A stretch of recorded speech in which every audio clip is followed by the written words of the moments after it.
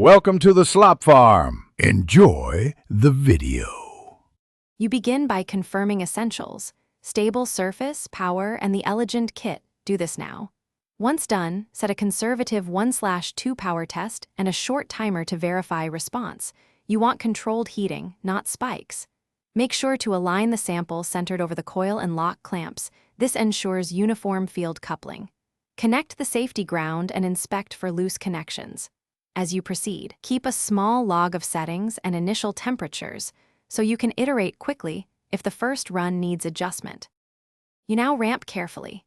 Increase power in 10% increments while observing current draw and coil temperature. This prevents runaway conditions. Use a thermal probe and, if available, an oscilloscope to monitor waveform stability. Meanwhile, let your logging software record every change so you can reproduce results. If you see hotspots or uneven heating, adjust coil distance or reduce duty cycle to improve coupling. Make incremental changes, then pause to let readings settle. This methodical pacing gives predictable control, and you finish by tapering power gradually to allow controlled cooling.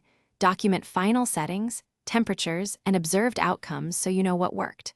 Once cooled, inspect the coil, connectors, and wiring for wear or looseness. Listen for unusual noise that signals a problem. If the system becomes unstable or performance drops, first recheck grounding and coil alignment, then examine waveform distortion on the scope. Often correcting one of those restores stability. Keep one key tip in mind: consistent alignment and clean ground solve most issues quickly. Thanks for watching.